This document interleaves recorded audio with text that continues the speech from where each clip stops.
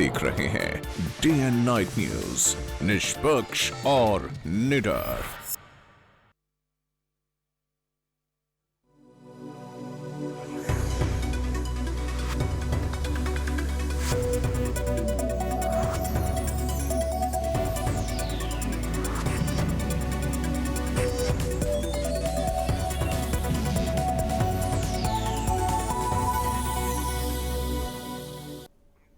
नमस्कार, मैं हूं रूपक शर्मा और आप देख रहे हैं हिमाचल समाचार। केंद्र सरकार की तरफ से हिमाचल की जनता को तोहफा दिया गया है, जिसमें 14 करोड़ से ज्यादा की धनराशि से 200 बसें खरीदने के लिए हिमाचल सरकार को धन आवंटित किया गया है। इस फैसले के बाद हमीरपुर के सांसद अनुराग ठाकुर ने केंद्र सरकार का धन्यवाद किया। वहीं उन्होंने आरोप लगाया कि हिमाचल में सरकार तक नहीं है। यहां तक कि अनुराग ठाकुर ने मुख्यमंत्री वीरभद्र सिंह पर भी जोरदार प्रहार किया। केंद्र सरकार की तरफ से हिमाचल को तोहफा दिया गया है और करीबन 14 करोड़ 75 लाख रुपए की लागत से 200 के करीब बसें खरीदी गई हैं। हमारे साथ हमीरपुर से सांसद और युवा मोर्चा के राष्ट्रीय अध्यक्ष अनुराग ठाकुर जी हैं। सर, कितनी बसों का ये ठेका, कितनी बसें दी जा रही हैं हिमाचल को केंद्र की तरफ से? देखिए, कुल मिला के केंद्र ने 14 करोड़ 75 लाख की किस्त जारी की है। इसमें ऊना आम संतोषगढ़ और हमीरपुर ज्वालाजी मार्ग पर 130 बसें और जो दूसरा मार्ग हमारा है वो 50 बसें बिलासपुर घुमारवीं सुंदरनगर के लिए और नालागढ़ बद्दी परवाणु रूट के लिए 35 बसों के लिए मंजूरी दी गई है। एक बड़ा तोहफा है।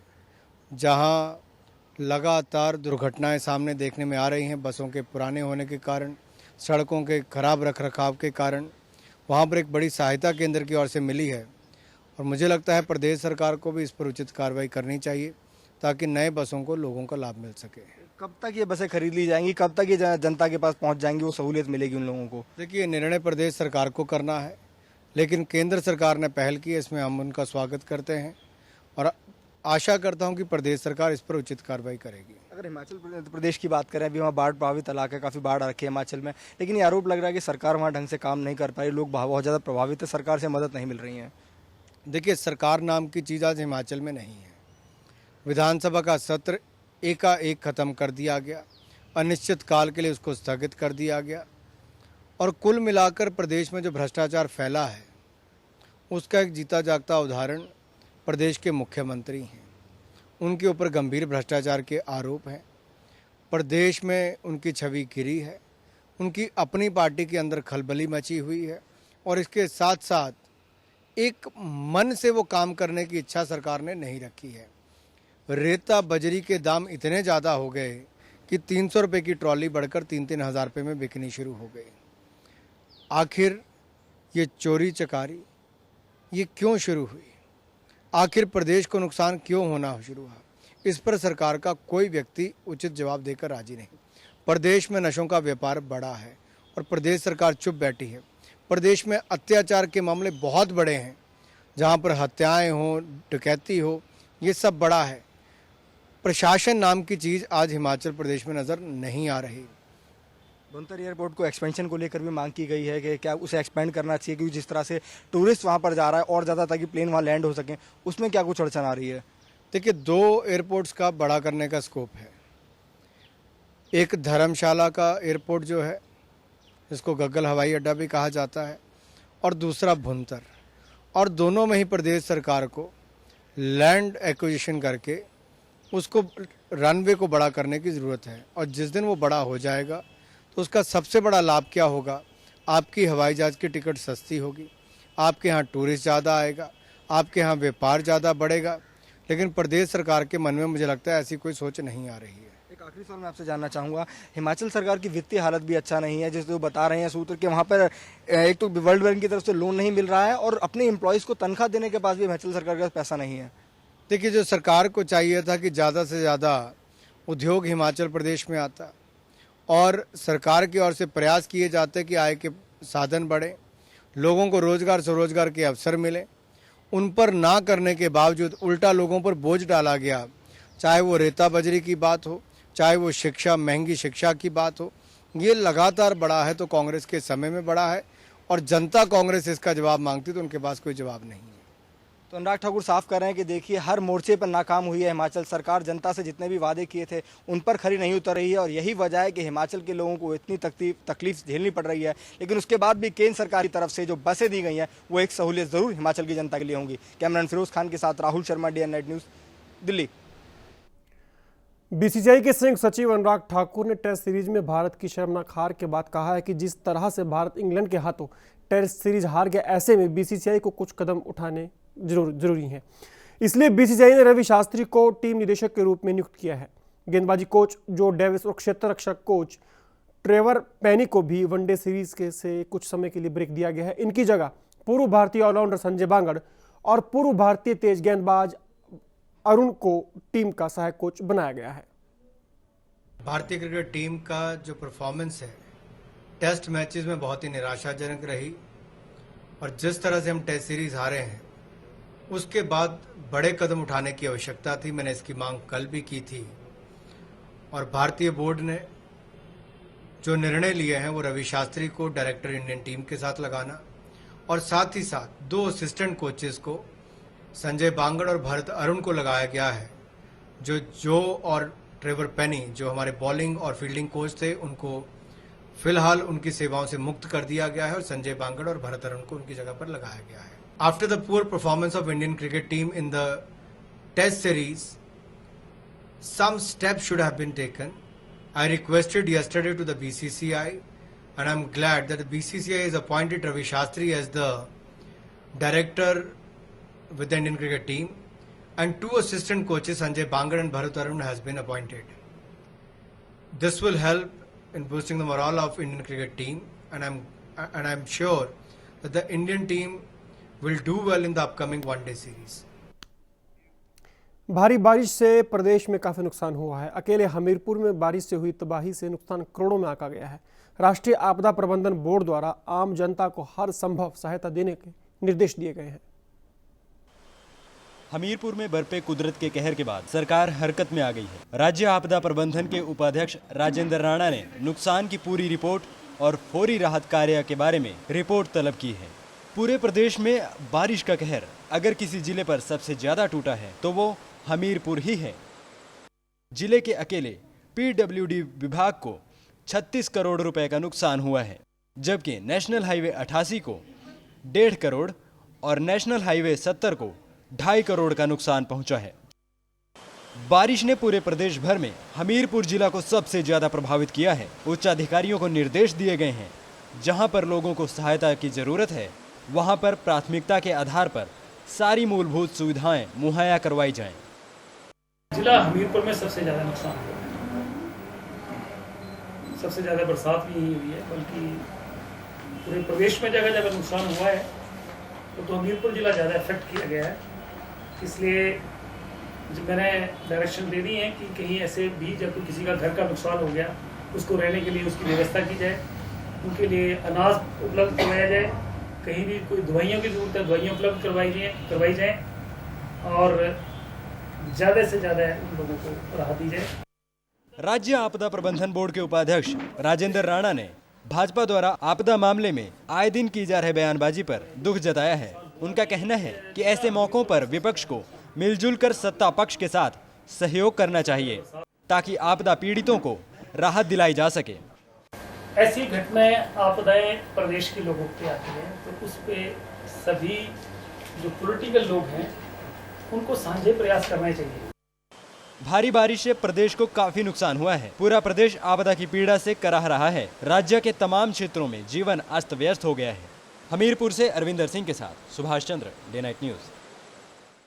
हमीरपुर जेल से 10 अगस्त को फरार हुए 5 कैदियों में से एक को पुलिस ने रंगस के जंगलों से पकड़ लिया है। 9 दिन की कड़ी मशक्कत के बाद पुलिस के हाथ अभी तक 5 में से एक ही कैदी हाथ लगा है।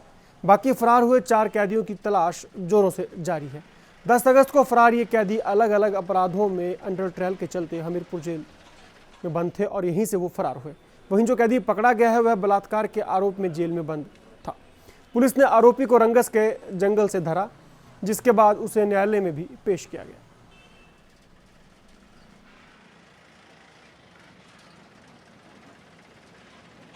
शुरू में जांच से हमें पता चला था कि ये लोग आपस में बातें कर रहे थे कि किसी रंगस या पिपलू जंगल में छुपने की कोशिश करेंगे। तो हमने उसी हिसाब से पुलिस हेडक्वार्टर से एक्स्ट्रा फोर्स मंगा के इन जंगलों की कॉम्बिंग ऑपरेशन शुरू की।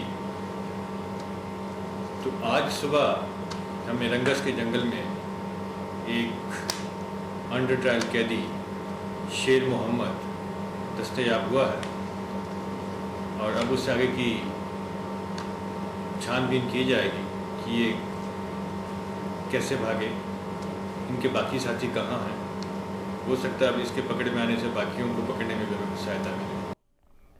जोगिंदरनगर के कोहरा गांव में 16 अगस्त को हुए कुसुमा देवी आत्महत्या मामले में नया मोड़ आ गया है। मायके पक्ष के लोग ये मानने को जरा भी तैयार नहीं है कि कुसुमा देवी ने आत्महत्या की है।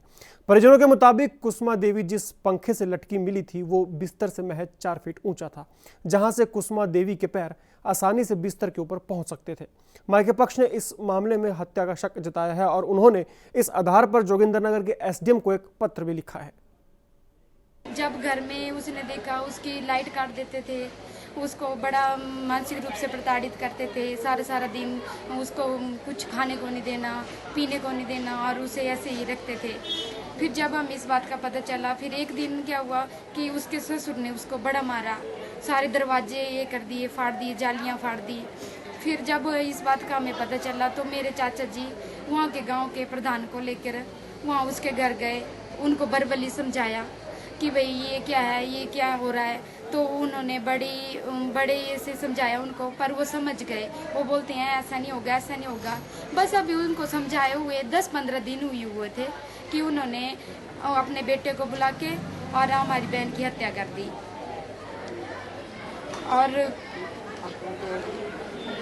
और हमें वो बोलते हैं कि फंदा लगा के उसने आत्महत्या की है। उधर नालागढ़ के गांव रामपुर पोसवाल में एक टैक्सी ड्राइवर ने फंदा लगाकर जान दे दी।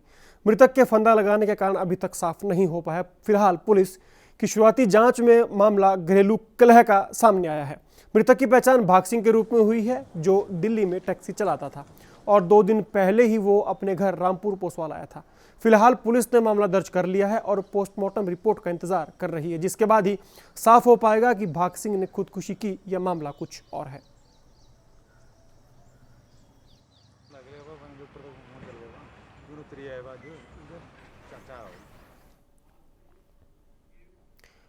नाहन में दशकों पुराने डिग्री कॉलेज में रिक्त पड़े अध्यापकों के पदों को भरने की मांग को लेकर एबीवीपी के कार्यकर्ताओं ने धरना प्रदर्शन किया।